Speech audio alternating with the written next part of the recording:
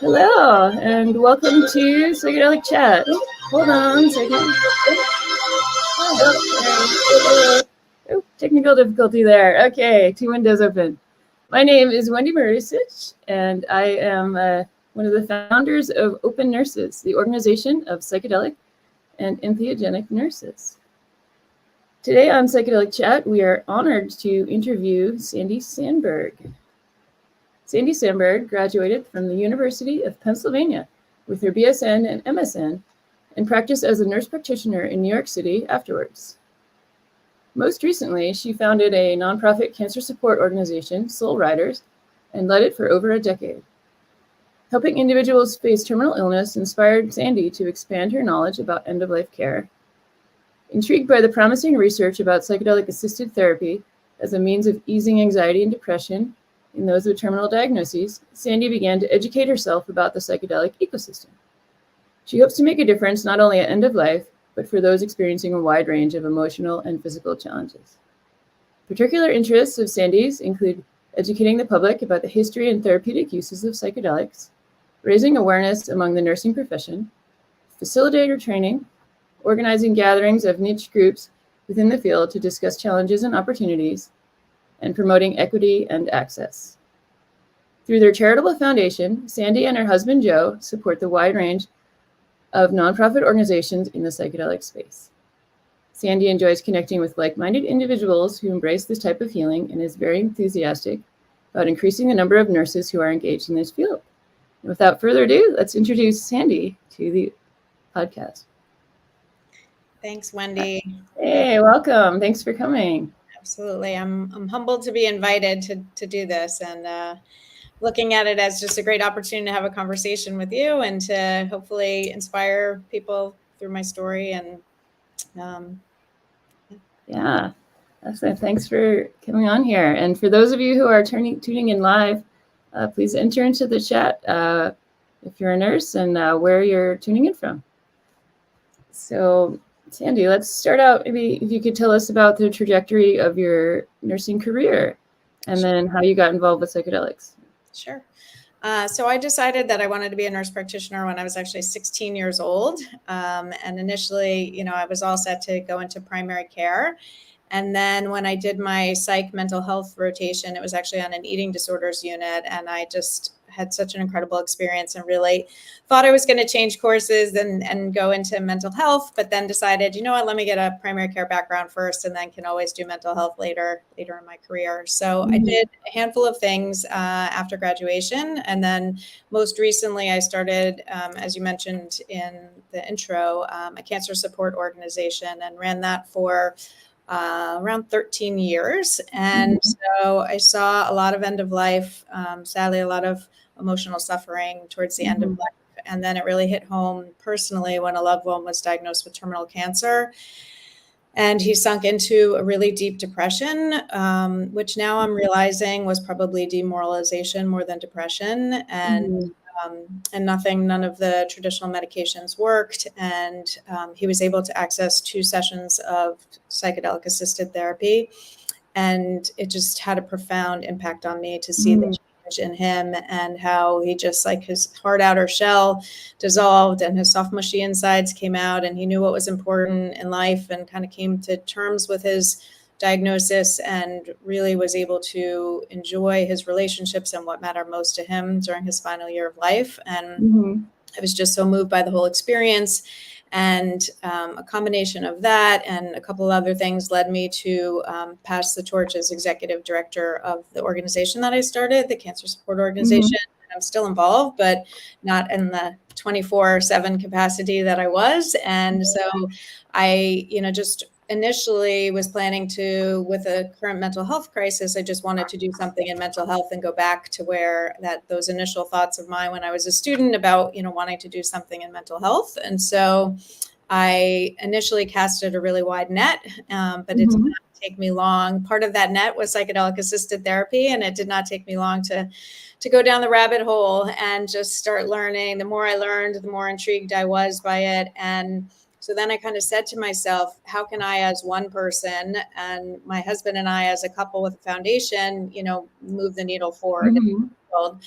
So I started to, the more I learned, I was really honing in on this anticipated bottleneck of trained facilitators. And so I thought to myself, oh gosh, nurses are so well aligned for this role. Let me go find the nurses that are out there doing this. And at the time, and this was in 2021, there weren't that many nurses doing this.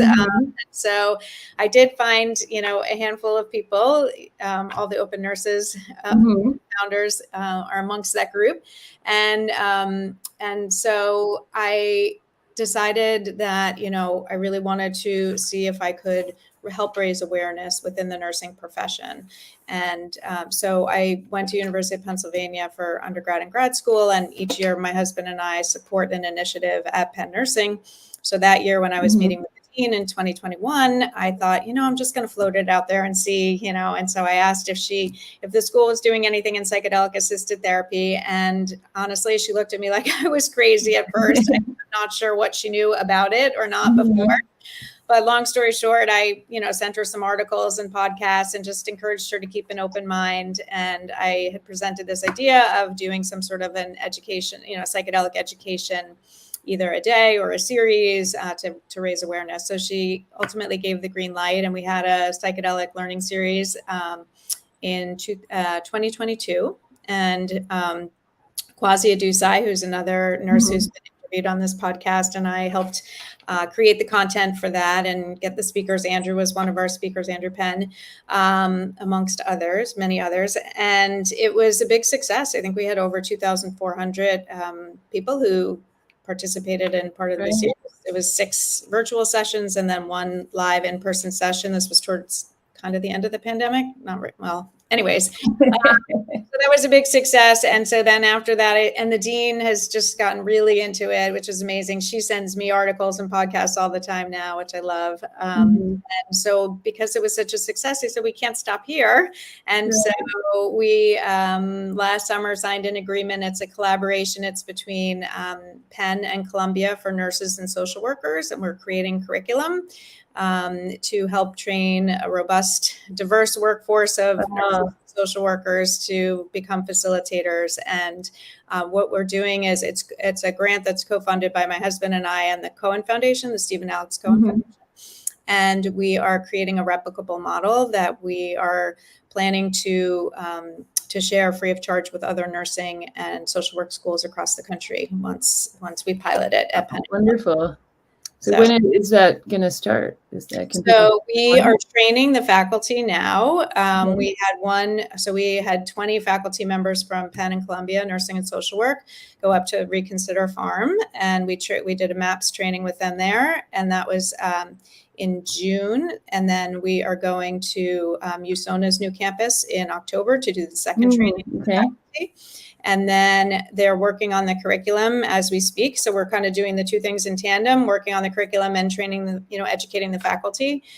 And the first courses will launch. I think Columbia is starting first semester of 2024 and Penn second semester. So the way Penn is doing it, they're creating modules for the nursing school. And there's going to be 10 different modules. So every undergraduate student in Penn Nursing is going to have psychedelic education as part of their undergraduate studies. Which is pretty cool.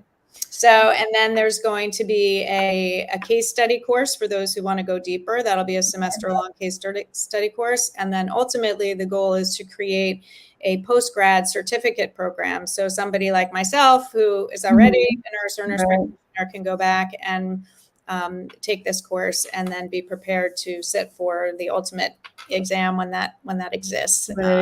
Wow, that's incredible.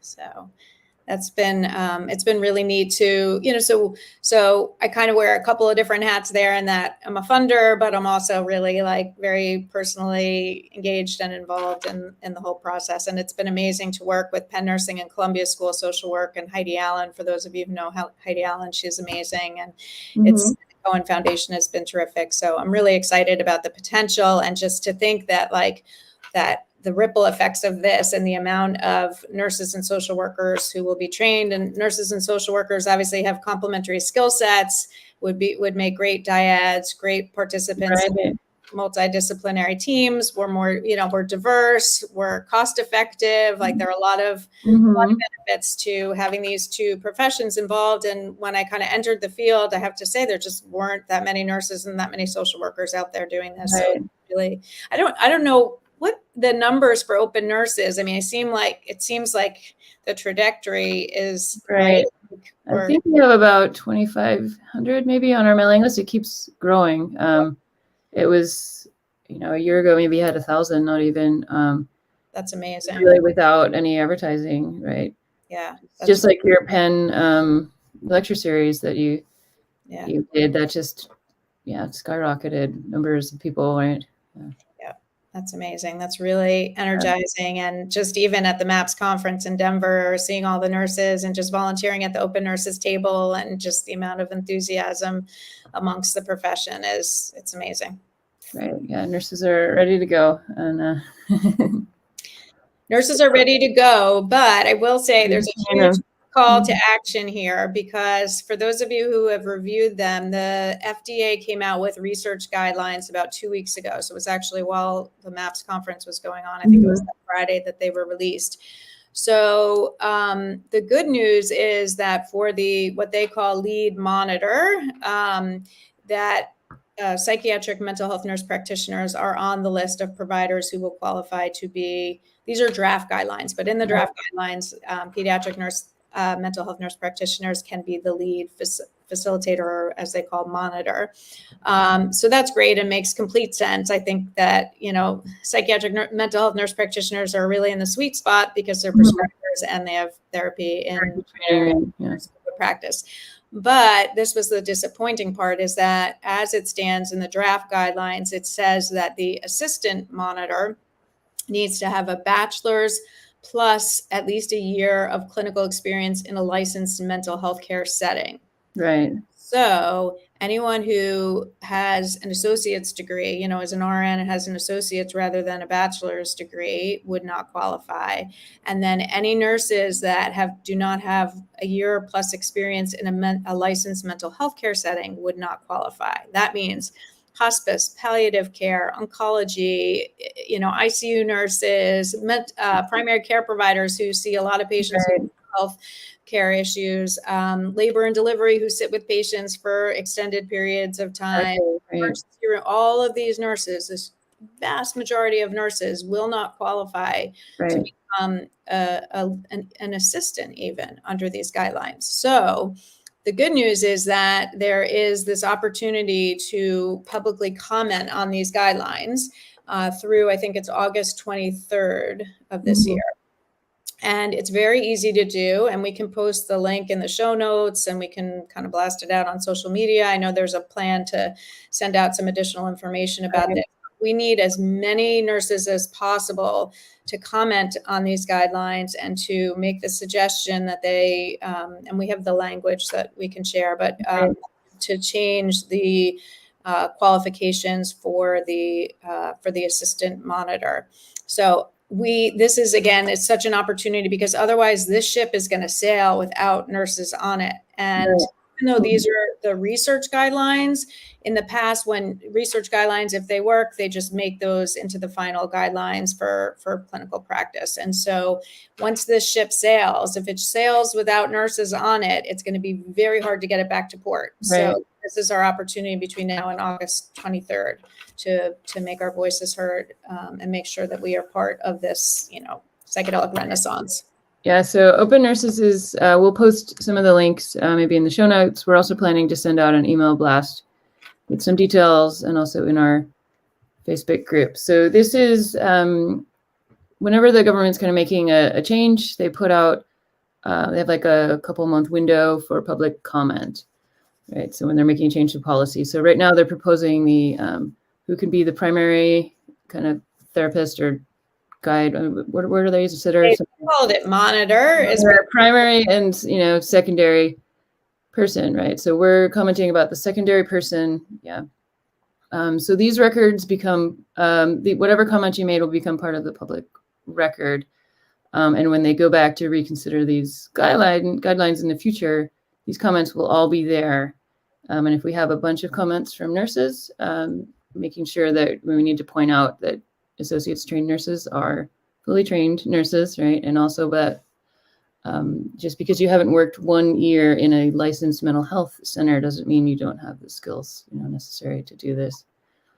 So we'll send it out. And just to note, yes. when Australia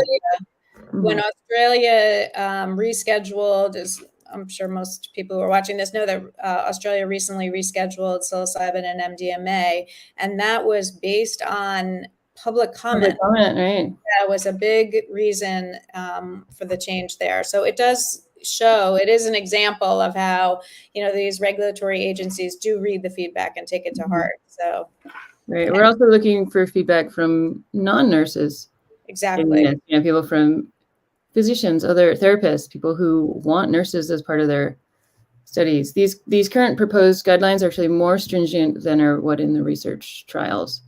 The research trials, you don't have to have a year in a mental health center to be the second person. So that's really interesting. So that they're making it more specific is, and this, the research trials are supposed to be probably the most stringent. So they've kind of overshot. So we're gonna call them out and make some changes. That's good. Nurses are great at calling people out and educating, right? Educate. Absolutely. I think that's a huge thing that a lot of non-nurses don't realize about nurses, is that we are educators. And in this field specifically, I think we can play an enormous role as far as education goes, educating the public, patients, healthcare providers, and also policymakers. And so for us to get out there, I have this kind of vision of a speakers bureau of nurses and different length kind of presentations that we have, a 15-minute one, a 30-minute one, a 45-minute one. And, depending on the audience that you're speaking to, kind of tweaking it and then having just a bunch of nurses who are, maybe we do a media training or something. And then, that people, say a hospital wants to do something on psychedelic education for grand rounds, that they could go to the website and, look and see what nurses are in their area that would come and give this presentation. But the needs, as we all know, the needs for education around this, because it's so different than anything we know and we're used to. And I know for myself, like I've been on this learning journey for 2.5 years now. I've learned so much, and I have so much more to learn. There's just, a wealth of information. The good news is it's all out there. It's free, it's easy to access. I have so many teachers that don't even know they're my teachers. And it's just been, podcasts and newsletters and articles and webinars and courses. And there's so many ways to learn, but it's time consuming. And so if we can get out there with just a psychedelics 101, level education, just if you think about all the providers, primary care providers, right, whose patients are going to come to them and say, I have anxiety or depression or PTSD, and I've heard about this psychedelic-assisted therapy. What do I do? Where do I go? They're all going to need to know how to answer those questions. And so where's that education coming from, right? Nurses can play a huge role there. So absolutely. So just the power of education, right? When you first reached out to the Penn Nursing School to say, I want to do this seminar series, right? And they were like, what? Psychedelics? And within a year, you have this huge seminar series going on, and now you're creating a education program there, right? So, you're right. So let's see. What advice would you have for a nurse who's interested in psychedelics? I mean, just like I was saying, educating yourself, definitely. There's so much to learn, and it's such a broad ecosystem. And I kind of started with like the medical model. And then as soon as I understood that, then I expanded, there's all the state regulated models, what's happening in Oregon and Colorado, which is different than the medical model. And then I wanted to learn about the indigenous and the roots and where this all comes from, and ceremony and what we've learned and how we can engage the indigenous.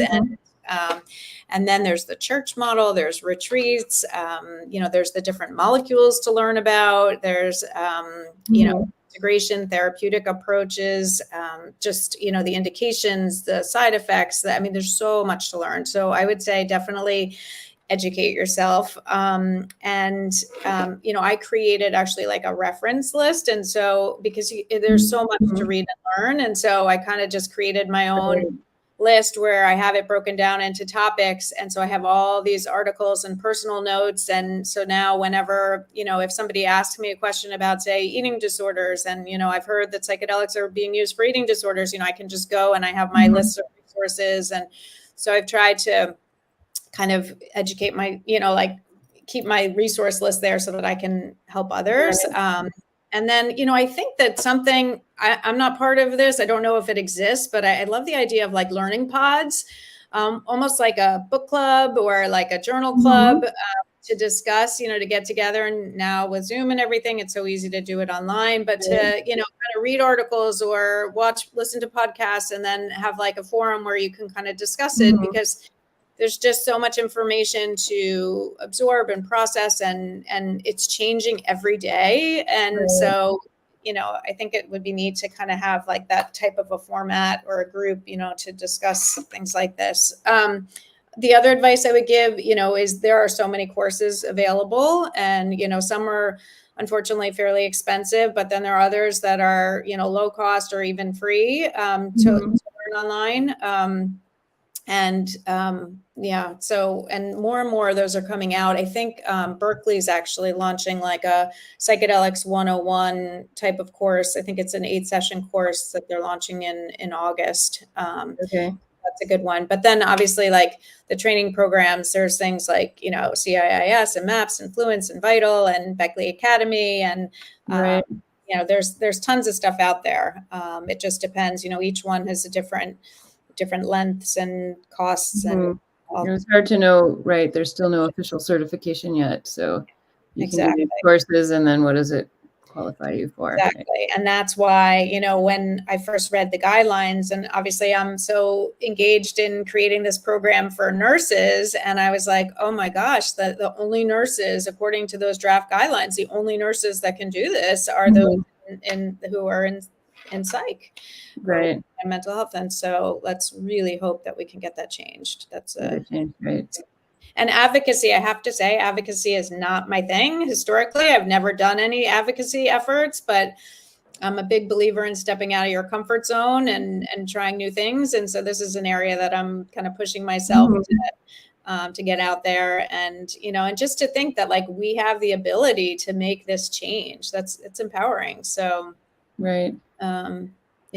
So I think, for nurses, and it also, like, nurses can do research, they can do academia, right? Like advocacy, obviously practice, educators, there's lots of roles for nurses, beyond just being in the sessions with the patients. So. Okay. So maybe extending on that a little bit, how do you envision, nurses in the future with psychedelic therapy and research? Where do you see nurses fitting in?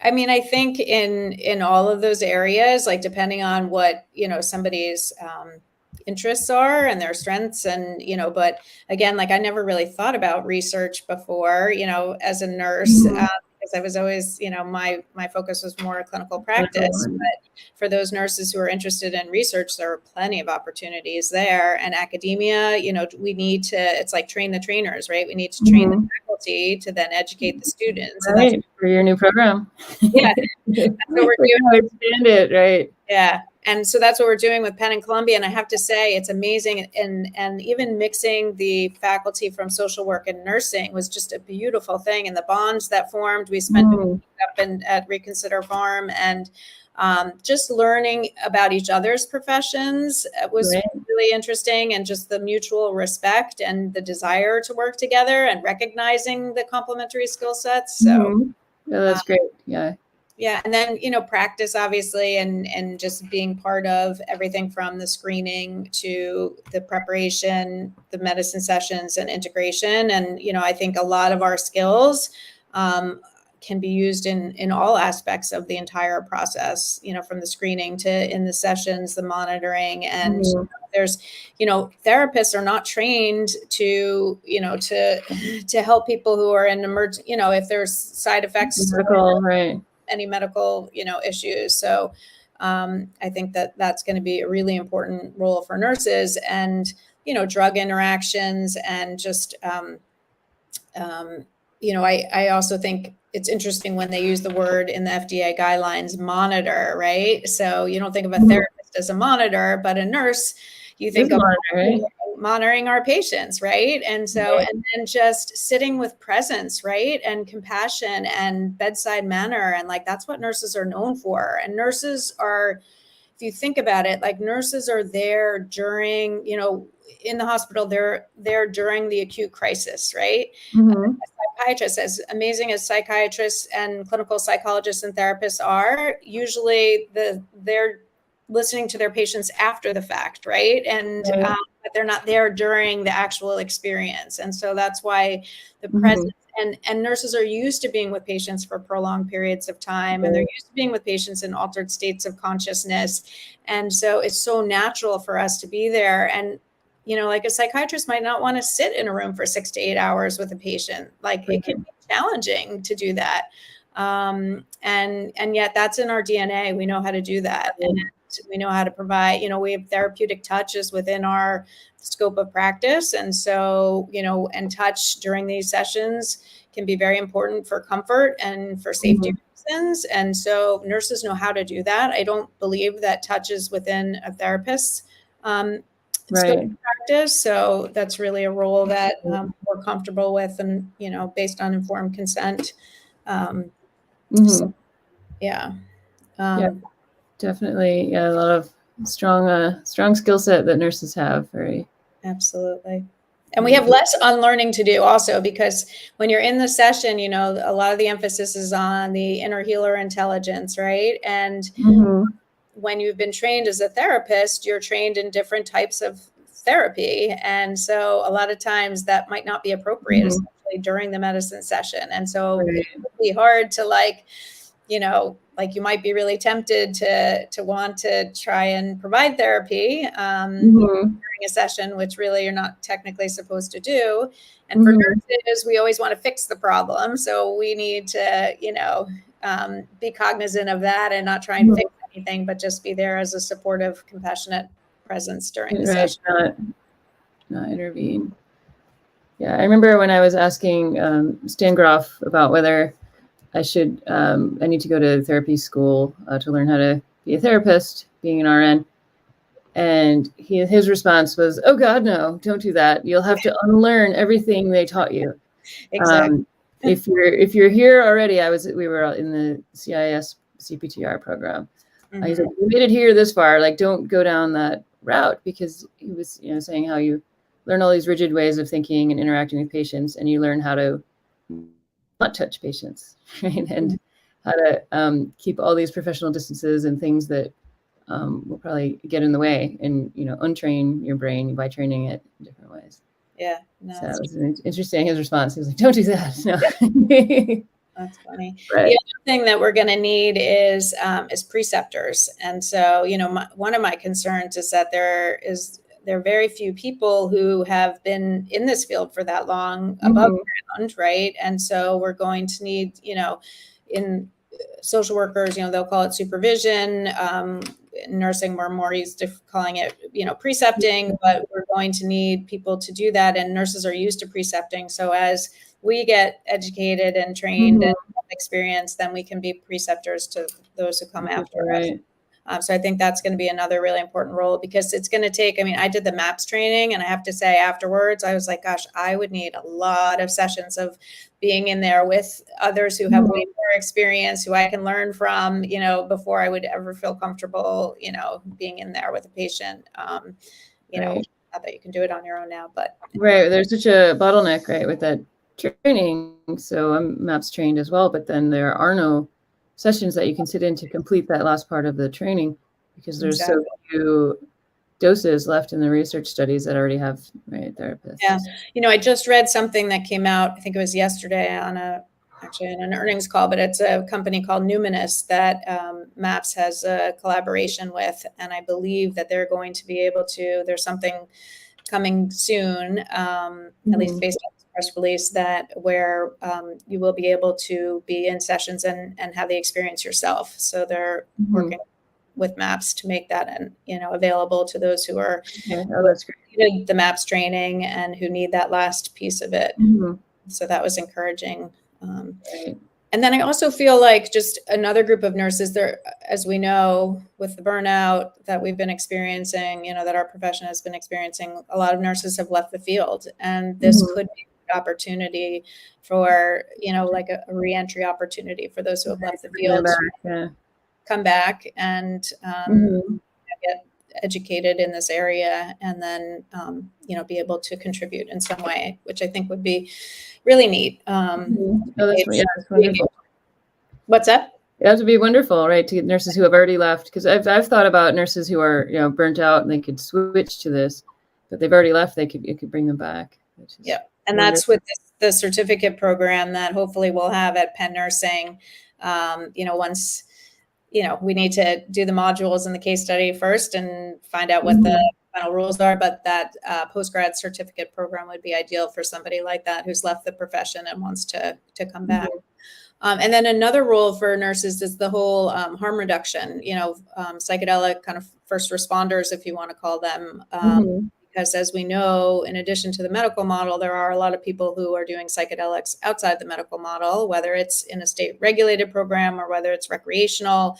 And there's no judgment, but safety is important. And for, nurses, again, emergency room nurses, urgent care nurses, we are well equipped to help out as far as harm reduction goes, both in educating and then helping people through challenging experiences outside of the medical system. Right. There's also plenty of opportunities to volunteer with. I volunteer with Zendo Project, doing kind of psychedelic harm reduction at festivals. There's also the Fireside hotline now that people can volunteer with. And Fireside, they train Zendo too. I believe, they train their peer supporters. So there's a great training program there. And actually with Fireside, we're working with them for the Penn and Columbia students to be able to be on the line as part of their practicums. Great, right. Which is, I shadowed the line. We support Fireside. And so I was able to have an opportunity to shadow on the line. And I had just finished my MAPS training, and it was really similar.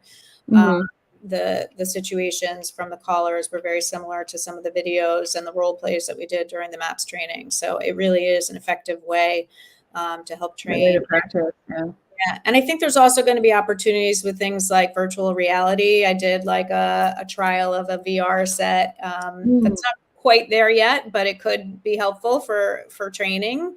And then I know at Penn, at Penn Nursing, they have this amazing simulation lab. And so I was just actually on a call yesterday, Zoom, with Penn and Beckley Academy, who's helping us with the competencies. And we were talking about using the simulation lab and how you can set up a whole scenario with a patient and have a nurse and a social worker in there navigating their roles together and helping the patient through their challenging experience. So I think, amazing. The technology is only getting better, and there'll be more. Right. So people are getting creative. We have to think out of the box because right now there's such limited opportunities. Right, everything's Schedule 1 still, right? Yeah. Hopefully the one more year perhaps for MDMA, maybe 2 years for psilocybin. And then we've been keeping an eye on what's going on in Oregon and Colorado to see if there's opportunities there. Yeah. And I think other states, I mean, there's so many states that are close to where, where those two states are at. So, yeah, I think we've kind of opened the hose and Right. also they're realizing that the ship is sailing without them. And so, different states are handling it different ways, have different priorities. But, like Kentucky, for example, I know that they're looking into Ibogaine, for addiction, and they're using some of the money from the opioid settlement to help fund research there. So, yeah, all the states, it's been interesting to try and follow that as well. But again, there's so much information out there. You could, right. It's changing so quickly too. Yeah. Keep up. But I'm just so grateful to everybody who I've learned from. And, again, I'm still at the very beginning of my learning journey, but I'm really enjoying it. And yeah. You've accomplished a lot in a very short amount of time. A lot. Yeah. A long way to go, but it's good for the brain cells. I always tell myself it's good Alzheimer's prevention too. So learning new things. Right. Have all these balls in the air. Right? Yeah. Oh, that's great. So what do you think about nurses needing advanced degrees to work in this area? Well, I think that, there's still a lot that's TBD, but clearly psychiatric mental health nurse practitioners, again, that's the sweet spot. And then, but again, according to these guidelines, unless you're a psychiatric mental health nurse practitioner or a nurse who's had experience, a nurse with a bachelor's degree who's had at least a year of experience in a mental health care setting, currently you would not qualify to be in the session. But again, that doesn't mean that you can't be involved in the field, as I've talked about all these other roles, whether it's educating or research or academia, but to actually be in the sessions right now, unfortunately, it seems very limited. But I'm optimistic that with everybody posting their comments, that change is on the horizon. So yeah, I would also put a plug in to with the comments also to have other types of nurse practitioners if they have other training.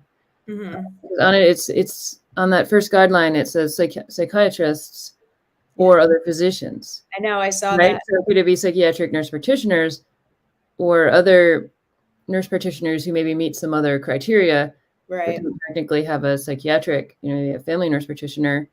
Yeah, I think for the lead, there was something about having some experience in psychotherapy for the lead. Right. So if you were a family nurse practitioner who had some kind of, other training above that, but technically we're not a psychiatric nurse practitioner, perhaps they can make an exception because it seems like they're making an exception for physicians. It says psychiatrist or other physician, and it doesn't specify.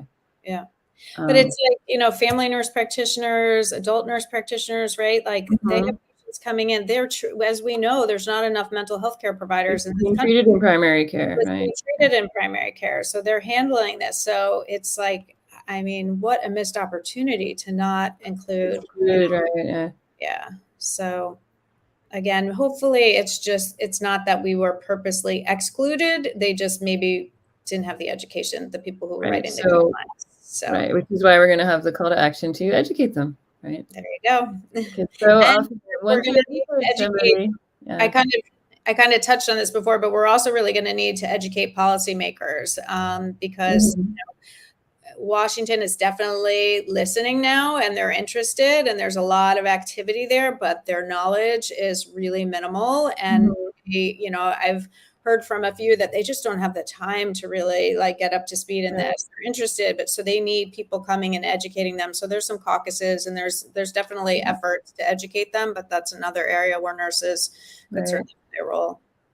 Right. And we can put a plug in for nurses as well, being the most trustworthy profession year after year. And that does actually extend to, there was a new survey, I think it was from Berkeley, about psychedelic education. And who would you most trust this coming from? And actually nurses topped that list. Absolutely. So That yeah, was exciting to see. that was. We could attach those slides too and just share those in We'll put that in the email blast that we send out. Yeah.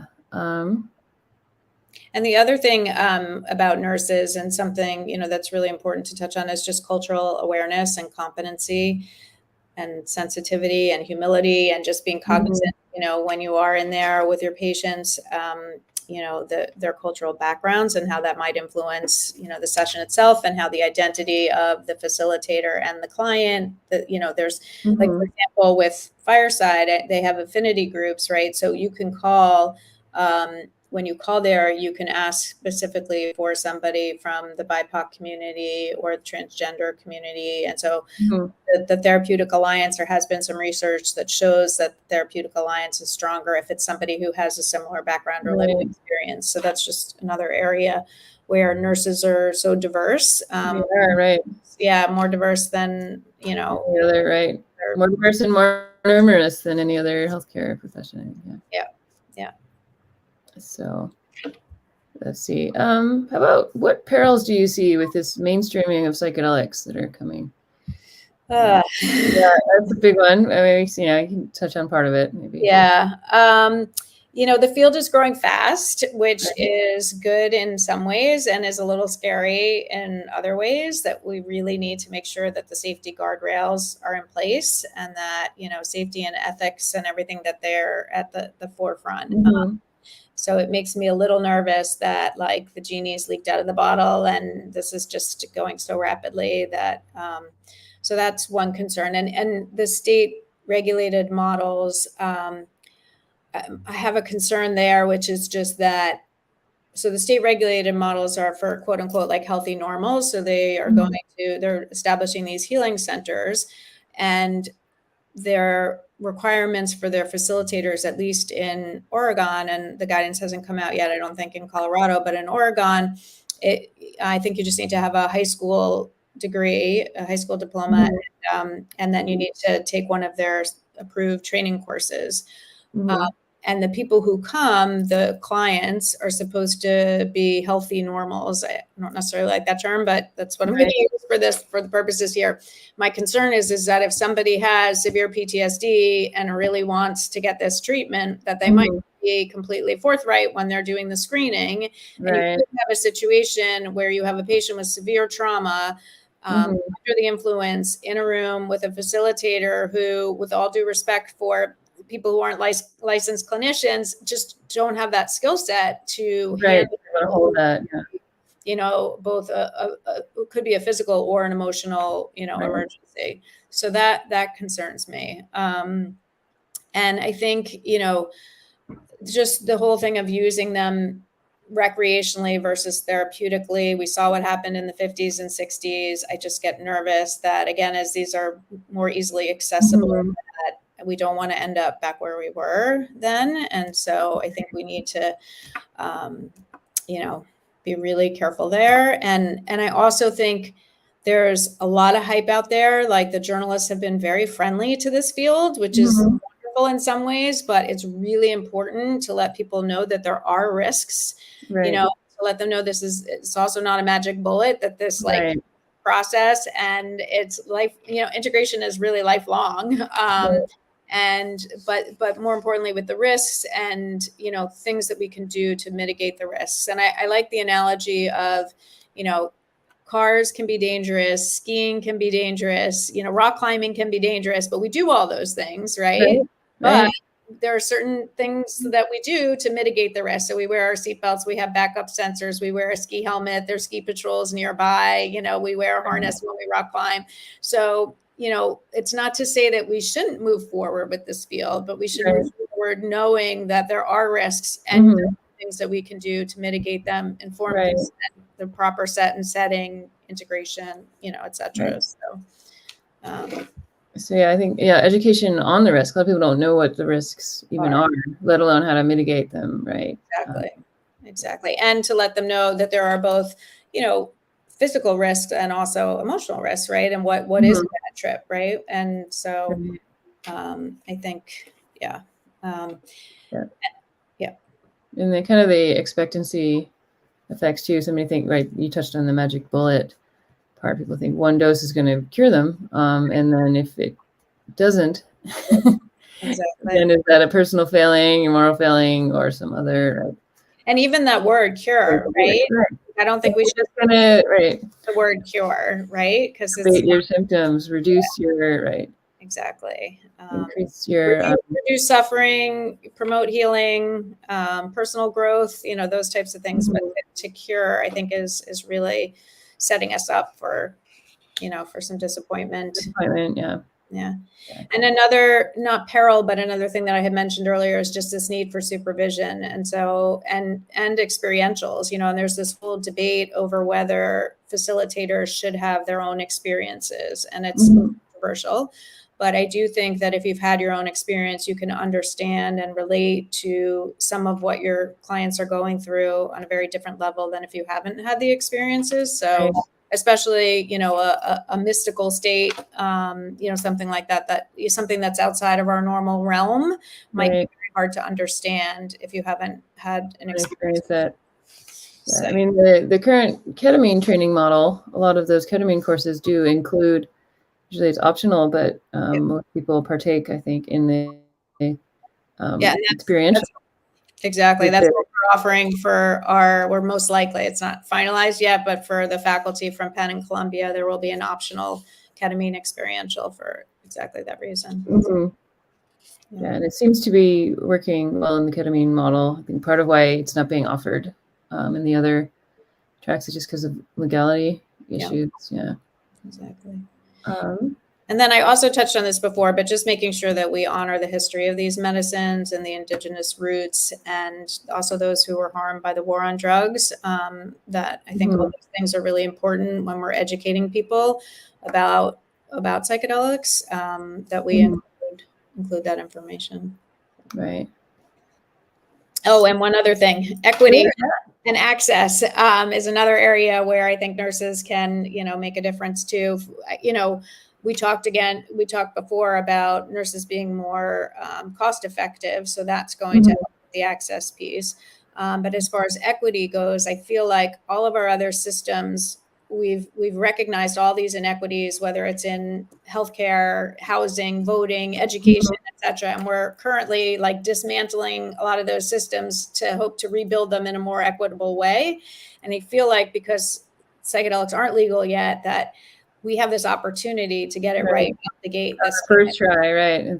There's so many smart people who are out there working on this, who are passionate about it. So I feel really good that I'm optimistic that we're going to get it right, but we need to be cognizant of that every step of the way to make sure. And insurance reimbursement is going to be a huge piece of that. And I know that there's a lot of work being done to make sure that that insurers reimburse for this. Yeah. Let's see, what haven't we covered here? Let's see, maybe tell us a little bit more about the philanthropy you're involved in.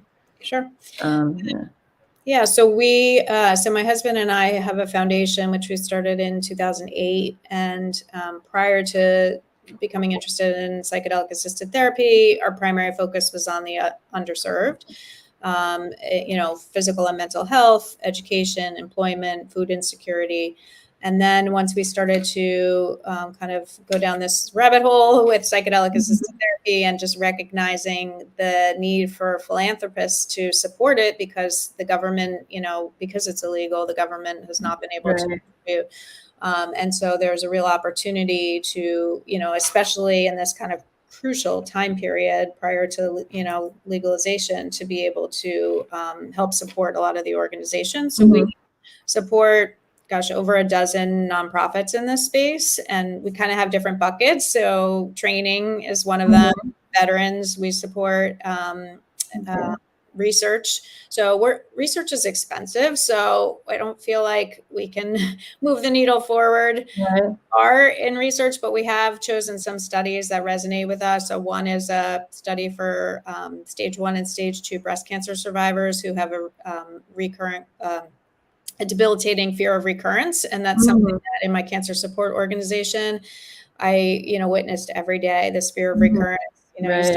and you think you have a brain tumor, you get a cough and you think you have lung cancer, headache, brain tumor, and it really limits their ability to enjoy their lives. And so why are we waiting to provide psychedelic assisted therapy when patients have terminal cancer? Why can't we start earlier? So that was one study, a palliative care study that Tony Bossis, Charlie Grove, Brian Anderson, and Alicia Danforth are doing. And that's, and actually in their study is interesting. Their control is ketamine. So that's going to be interesting to see. I think it's good because, as we all know with the research studies, it's very hard to blind. Right. And so you pretty much know whether you have the medicine or not. So this will make it a little more challenging to figure out whether you've had the medicine or not, whether you've had psilocybin or not.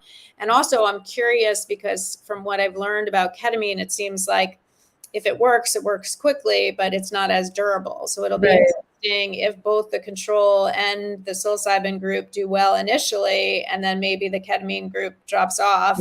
Right. So that's just an interesting one. And it's palliative care. And it's at 5 different sites. And there's a lot of interesting, they have an apprenticeship model, a lot of interesting things which compelled us to support that study. And then we're doing a little bit of stuff with the Beckley Foundation around Alzheimer's disease, which is another, cause that just resonates with us for family reasons. And then harm reduction. So as I mentioned, we support Fireside Project.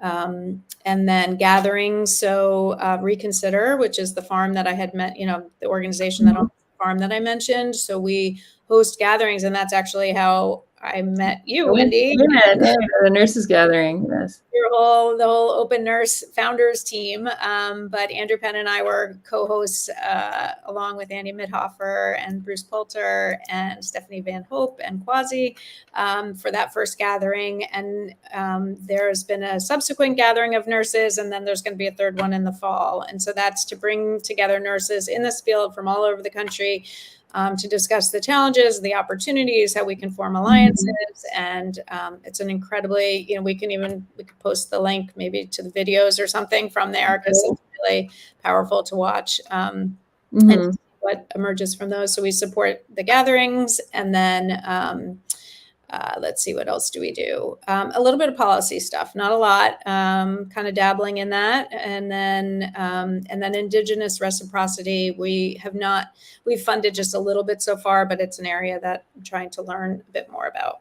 And then equity and diversity is kind of embedded into everything, all of our different. So for example, we support Berkeley's training program. And what we do for them is the funds are earmarked for diversity scholarships and also for the mentorship program. So we're always kind of keeping our eye on the diversity, equity, access components of the different organizations we support.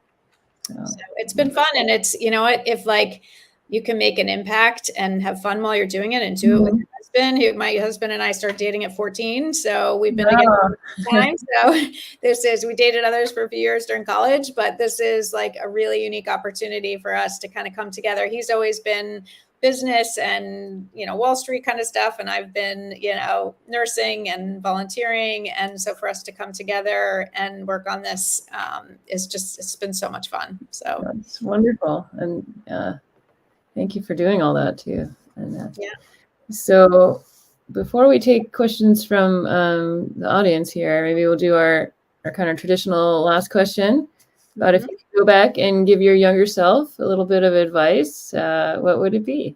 That's a good question. I think I would say, this is a line that comes up a lot in psychedelic assisted therapy, but to trust the process, and that, that we have this kind of inner knowledge and wisdom and intuition, and that like to just let things, rather than when I was younger, I would always try and like plan my whole life and everything. I want to do this and then this and then this. And it's like, I've learned now, probably took me way too long to learn it, to trust the process. And I feel like, in some ways, if I had set out and I kind of had a business plan for my life and how I wanted it to be, like I would have failed miserably, like that, that I've been able to connect all these dots, but it's happened very organically. So, so I think I would tell my younger self, like, don't dwell on the past, don't stress about the future, just live in the present and just trust that it's all the dots are going to connect.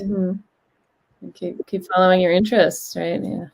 Yep, and be comfortable stepping out of your comfort zone, and that's where growth happens, and that it's scary to do it, but it feels so good when you do it, and then you're able to succeed or just grow in ways that you would never grow if you were just to stay in your comfort zone. Your comfort zone, right? Yeah. Yeah, one of my favorite images is there's these two circles, and one says your comfort zone, and then the other one is where the magic happens. There you and go. The circles do not overlap, right? And where the magic happens is generally a lot bigger, and you just have to kind of run across that little divide. Yep. To get to where the magic happens, and you can get really good at running across that little gap. Yep. In the magic. My husband coached basketball for years, coached our boys and their teams. And, he used to always say, no regrets, don't leave any, and so I always keep that in. Well, it was no regrets. And the star of the team is the team. Those were the two lines. And so they both are applicable in other parts of life. And so the no regrets, it's like, I remember when my father-in-law had cancer and was dying, and my son said, I wonder, like, how does Grandpa get up every day, knowing that he's going to die so soon? What does he regret? What does he wish he could just get up and get out of bed and go do? And then he turned inward, and he's like, it makes me think, if I were to be diagnosed with a terminal illness tomorrow, what would I regret?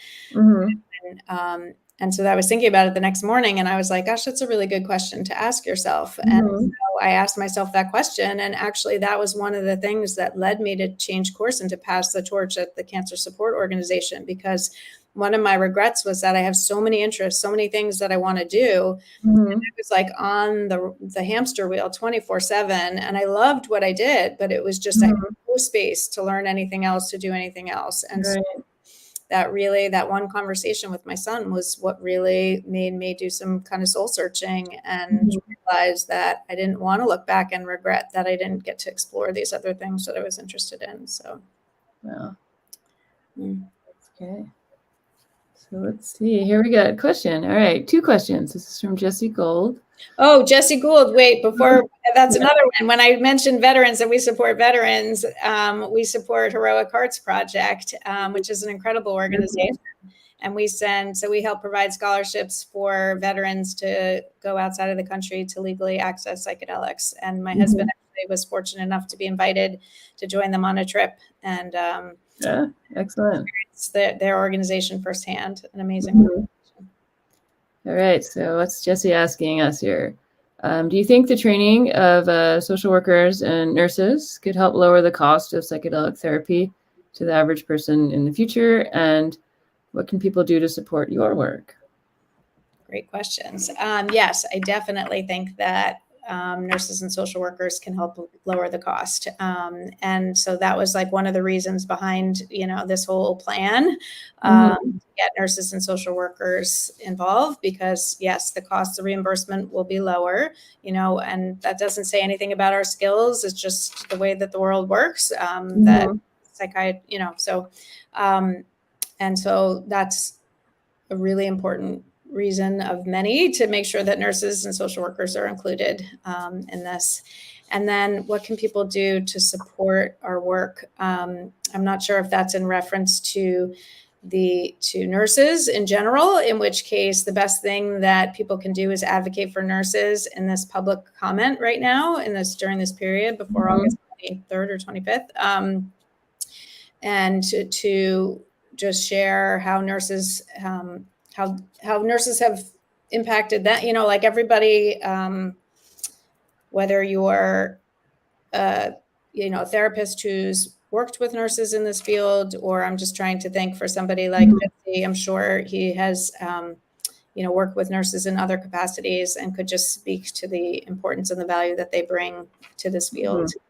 And then as far as supporting other work, there's just the nurses and social work program. We are currently fully funded, but as we replicate this and share it with other schools, we want to do that free of charge, and we will be able to do that free of charge, but their faculty will need the education and training. And so at some point we are going to be looking to raise additional funds to help other schools to help their programs. Great. All right. Where does psychiatrists fit into this? Great question. Well, psychiatrists have been involved in this since the beginning, and so I think they are very well positioned to be involved in throughout the entire process. I guess my question is, what parts are psychiatrists most interested in participating in? Do psychiatrists want to be there for the full session, with the patients or clients, or do they want to play more of a supervising role? They're obviously prescribers, so that's a huge, huge role. Are they interested in doing the screening and the preparation and the integration? So I have a lot to learn as far as, what psychiatrists, what roles they're interested in playing. And I'm a huge proponent of interdisciplinary teams, multidisciplinary teams. And so I just feel like I kind of have this vision also of like these settings, these very comfortable settings where each person kind of has their own little pod area, and there's like a little nurse's station, and that's where all the providers are. So if somebody's having physical issues, the appropriate, healthcare professional can go spend time with them. If someone's having more emotional issues, so that everybody just plays to their strengths and works together. And that's where I think, I think how this is going to be the most effective is if we all work together. And I think that's a lot of what psychedelics are about too. Or I think our society has become very, has been very individualistic and kind of competitive between different fields. And I think psychedelics are helping us all realize that it's about community and connection and collaboration. And this is a perfect way that we can show that we can collaborate with other healthcare professionals to, keeping the patient at the, at the forefront and making sure that the patient needs are best met by this combination of professionals.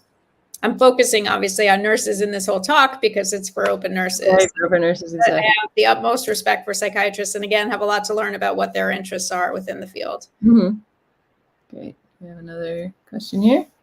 All right, this is from Angela Ward at Open Nurses. What are some of the biggest risks we should be aware of when educating our patients? That's a good question. I think that we need to be really careful, again, just back to the whole issue with the hype and just making sure that the risks are very well outlined in the beginning and that people know what their, what potential issues can come up and like what is a bad trip, right? And what preparing them for, both the emotional and physical things that could come up in advance so that they go in, with their eyes wide open, again, that this is not a magic bullet, that there are risks associated with it. We can do certain things to mitigate those risks. We'll be there with you the entire time, but making sure that they are fully aware of that. Right. I also caution that these are still currently illegal in most places too. So add that to the getting the patients. Yeah. Okay. Do you have any more? Oh, this is from Kim. As a current DNP student, I'm interested in creating interest in my program and creating something like what's going on between Penn and Columbia. Any advice in getting this in front of the faculty and the biggest challenge? Kim, that's a great question. I actually, if you want to reach out to me individually, I'd be happy to connect you with some people that might be helpful there. And we are looking to expand. So once we piloted at Penn and Columbia, we have a few other schools already on our radar screen to bring it to next. And if your school is interested, I would love to know that. And then we can connect and at the appropriate time, make those introductions. We're also planning to go to some of the HBCUs. Diversity is such an important thing. And I think the HBCUs would be a really good next step for us as well. Okay, here's another question that goes on those lines. Are you open to sharing your contact info, or how do people best get a hold of you? Or yep, that's I'm not a big social media person, so you won't really find me on there. But my email address, you can just use my Gmail. It's Sandy Samberg, all one word, SANDYSAM, like Mary, B as in boy, ERG @gmail.com. I'm happy to talk to anyone, to Zoom with people. Again, this is all like. My goals are to raise awareness and to do whatever I can, to help move the needle forward in this field. So I have no connections or conflicts of interest or anything like that. So I'm not getting paid by anybody. I'm not, so mentioned Beckley Foundation. Sounds like they're studying Alzheimer's. Oh, sorry. Yeah, that's fine. Alzheimer's and psychedelics. Wondering if you're aware of any organizations studying other neurological diseases like stroke recovery. Yeah, I have some articles in my resource list. So if you want to send me an email, though, I'd be happy to look through my resource list and send you what I have. I know there's a lot with TBIs. And I feel like I've read an article or two about strokes, but yeah, definitely send me an email and I'd be happy to share any resources I have. Okay. Oh, there we go. Got your email there. And I think we're just about out of time. I don't know if we have a pressing question. Oh, here's the FDA comment. Yeah. So 2023, it's D 1987. You can find it if you search. We will send out an email. We'll send it in our Facebook group too. And again, it doesn't have to be like anything that long. You don't need, I mean, I initially, when I saw it, I just like wrote something very quickly. In hindsight, I wish that I had taken more time and edited and whatever, but it's out there. The more nurses we have, just again, don't feel like this is like, something that's going to be too time consuming. You can do it quickly. But just the more nurses we have advocating for our profession, I think there's just no way that they're going to be able to ignore it. So yeah, I think it's just a little oversight, the lack of education, and we can step up and educate them and they'll say, oh, oops. Okay. Yep. Perfect. Yes, absolutely. And that will feel good as an organization, right? That we're able to make a difference like that. Right. And as a profession, right? Yeah, so. I know Andrew Penn said at one point when I was emailing him about the ship sailing without us, and he said something like, yeah, sometimes nurses don't even know that people are boarding the ship. So we know now that, there is the ship that is about to sail without us, and we're getting on it. Yeah. Make sure we get on it. And yeah. So, well, thank you so much for coming on and getting interviewed. It's wonderful to hear more about your work. Thank you. Made a big difference in a very short amount of time, and it's really inspiring how much you're doing. Thank you. And thank you for everything that Open Nurses does. It's an amazing organization. And I'm just so grateful that the four of you decided to start this. And I know that it's a lot of time and energy, and you do it all as volunteers. And it's really, we're so lucky to have you. So thank you for everything that all four of you do. Well, thank you so much. And everyone stay tuned. Sign up on our email list if you're not already. And we'll have another interview next month. So, thank you, everyone. Good night. Thanks. Good night. Good night.